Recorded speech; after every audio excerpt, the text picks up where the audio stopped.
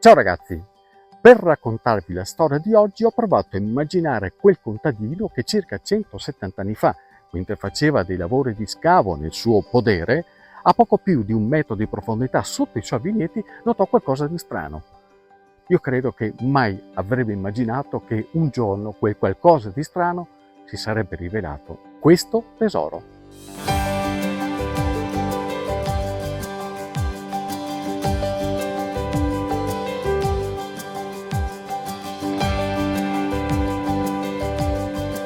Mi trovo in località Villa, appena sopra Negrar, e sembra, anche se non è certo, che il nome stesso di questo posto fosse stato ispirato dal fatto che c'era già la conoscenza che ci fosse qualcosa di importante sotto i vigneti già all'epoca. Sta di fatto che la villa fu davvero scoperta, effettivamente c'era una villa romana qui sotto, una villa di estrema importanza, perché affiorarono questi mosaici, immaginate la sorpresa, e la bellezza di quel ritrovamento insieme al valore culturale che si incorporano fece il giro del mondo, allora come pochi anni fa, quando vennero di nuovo casualmente alla luce. Quando affiora l'elemento, un elemento archeologico importante di un sito, come i mosaici in questo caso, i mosaici della villa che danno il nome oggi a questa villa, ovviamente scatta lo stimolo per far partire una ricerca importante, e così è avvenuto anche in questo caso. Una ricerca che tuttavia non è finita, perché questo è un libro aperto, fatto già di pagine molto avvincenti e di altre pagine ancora tutte da scrivere che si prefigurano veramente straordinarie, perché qui c'è ancora tutto un mondo da esplorare e da scoprire. Ma andiamo con ordine. Prima cominciamo a capire cos'è la bellezza di questa villa e ce lo facciamo raccontare da chi ha avuto un ruolo attivo nel riportare alla luce questa meraviglia. Insomma, si è trattato di una scoperta a tappe. È proprio una scoperta a tappe, che la storia qui è iniziata a fine 800, 1885, con i primi mosaici che sono affiorati in seguito a lavori agricoli, con lo strappo purtroppo di alcuni pezzi di mosaico che sono stati venduti ai comuni di Verona, ma poi i mosaici sono riaffiorati alcune decine di anni dopo, negli anni 20, 1922, scavati da un'archeologa finalmente, Tina Campanile, e poi sono passati altri 50 anni e nel 1974 sono affiorati dei mosaici invece un po' lontano qui verso la strada, poi fino ai giorni nostri, fino a quando non sono intervenuto come soprintendenza, non se n'era più parlato. Ecco. I mosaici sono stati i primi elementi, no? Erano abbellimenti per l'epoca, ma estremamente significativi per lo studio archeologico anche di oggi, o sbaglio? Sì, allora, all'epoca erano sicuramente uno status symbol,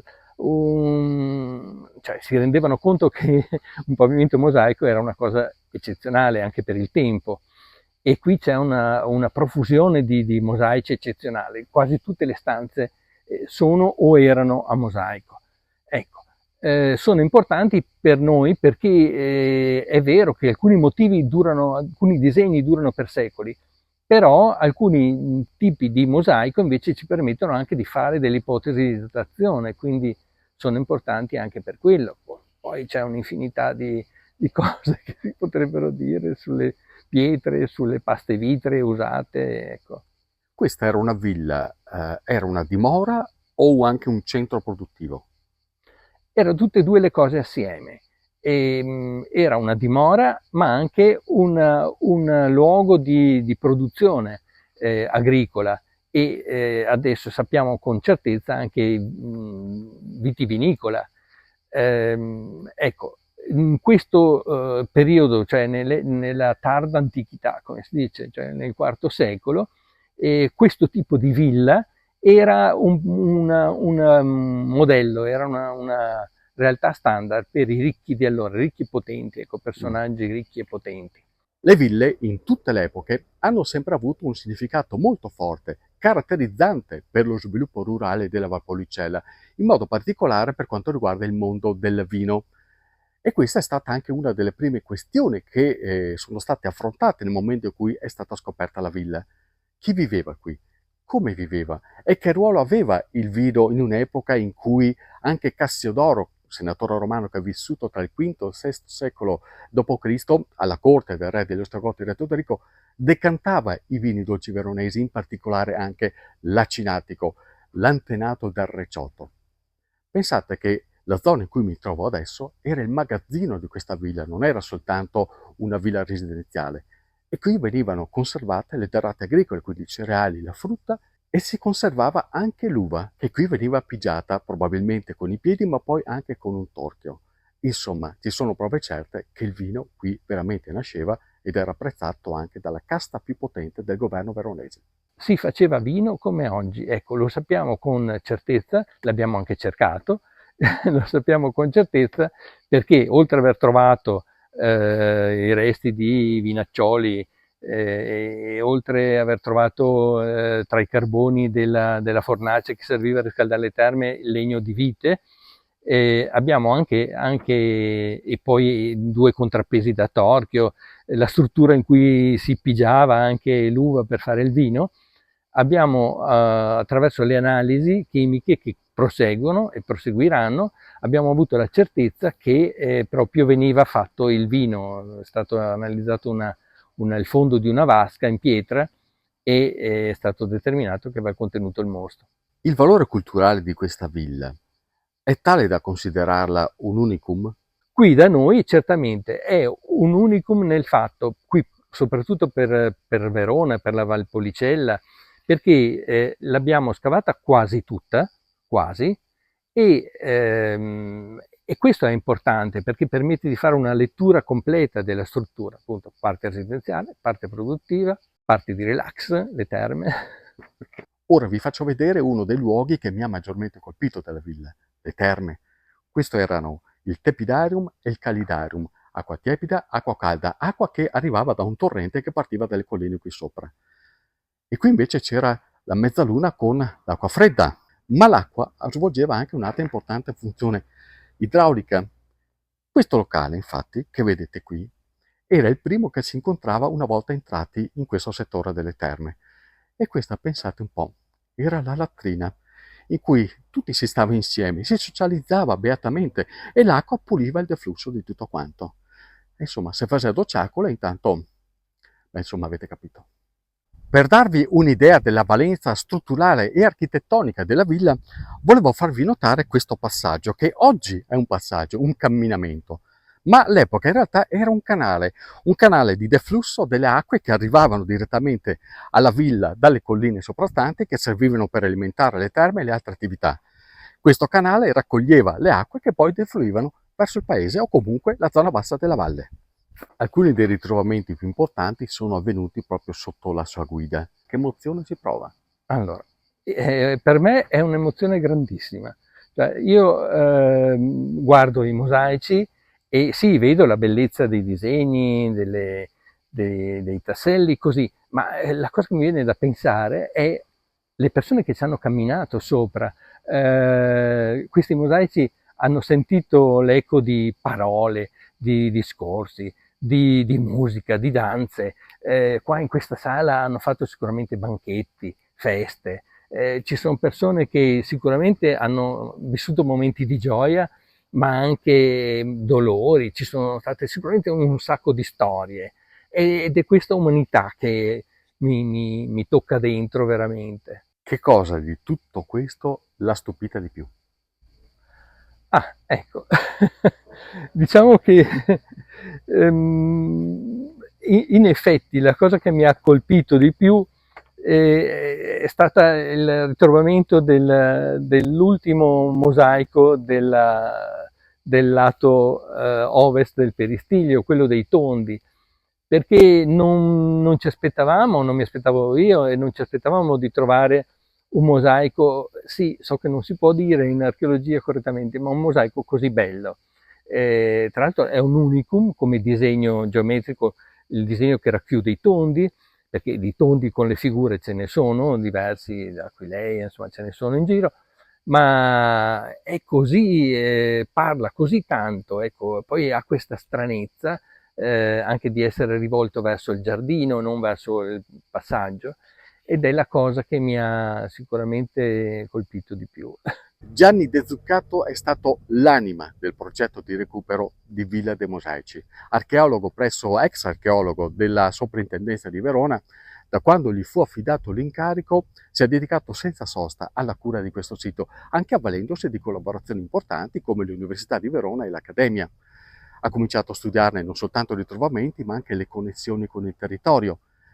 Ma come dicevo prima, non si tratta di un percorso finito, perché il suo sogno, e non solo suo per la verità, è quello di rendere questo luogo musealizzato, ovvero aperto al pubblico, fruibile da tutti in maniera intelligente, per un tesoro che deve essere portato alla conoscenza di tutti. E questa è la vera scommessa per il futuro. Questa è una riflessione che io ho fatto dall'inizio, cioè proprio dal momento del progetto, quando ancora non avevo la certezza che fossero ancora conservati i resti della villa.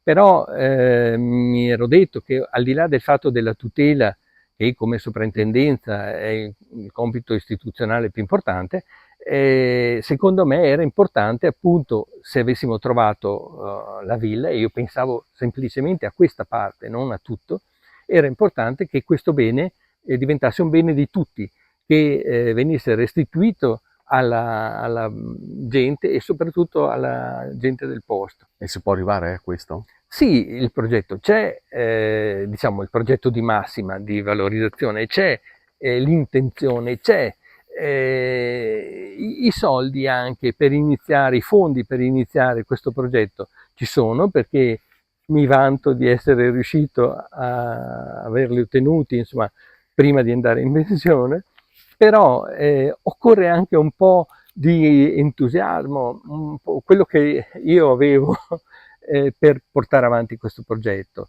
perché altrimenti le cose vanno con la lentezza dello Stato, con questa lentezza della burocrazia, e invece bisogna arrivare alla valorizzazione. Ecco, si possono fare delle cose straordinarie. C'è un ultimo aspetto che ci tengo a evidenziare, sebbene se ne sia sempre parlato poco, forse troppo poco, anche in occasione degli ultimi ritrovamenti, la cui notizia ha fatto praticamente il giro del mondo. Siamo sul terreno di due aziende agricole, una delle quali è la Cantina Benedetti. Allora, è chiaro che quando ci si trova di fronte a ritrovamenti di questo genere che avvengono sul tuo terreno, questo può creare un po' di disappunto, un po' di disagio, perché limita totalmente la fruizione economica di quel terreno. Poi qui in Valpolicella, con l'uva, con il vino, avete già capito di cosa sto parlando. Ma i Benedetti l'hanno pensata in maniera diametralmente opposta. Non soltanto hanno concesso il permesso di continuare a scavare, ma addirittura sono intervenuti anche finanziandone una parte di questi lavori. E pensate che questo è stato il primo esempio in questo ambito di collaborazione pubblico-privato. E questo credo che sia un'attività meritoria di cui va dato sicuramente tributo e omaggio a questa famiglia. Noi abbiamo acquistato quel terreno lì nel 2020 e all'inizio non c'era l'idea di aprire lo scavo archeologico, anche perché la sovrintendenza stava facendo solo dei carotaggi. E noi abbiamo acquistato quel terreno lì all'inizio perché a noi interessava rinforzare il marchio dell'azienda, che è Benedetti la Villa, e dopo come simbolo avevamo usato una delle 3 bighe che ci sono sopra i mosaici, che non era proprio l'originale ma un simile. E poi nel frattempo, quando hanno fatto il terzo carotaggio, che sarebbero le famose trincee all'interno dei nostri filari di viti, poi le foto lì hanno fatto il giro in tutto il mondo.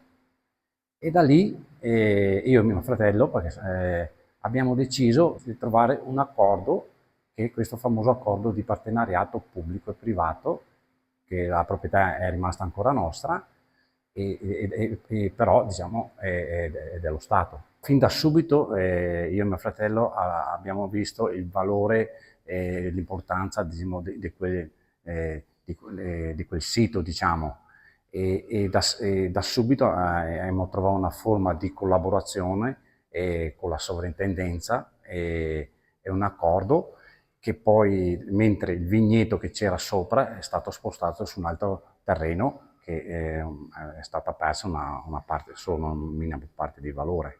Sì, noi abbiamo accettato il sacrificio anche perché diamo più valore al territorio, alla zona Valpolicella e ai paesi senegalesi. Amarone, il principe dei vini del Valpolicella. Però questo da me 2000 anni. No, questo è produzione più recente, questo è un 2016.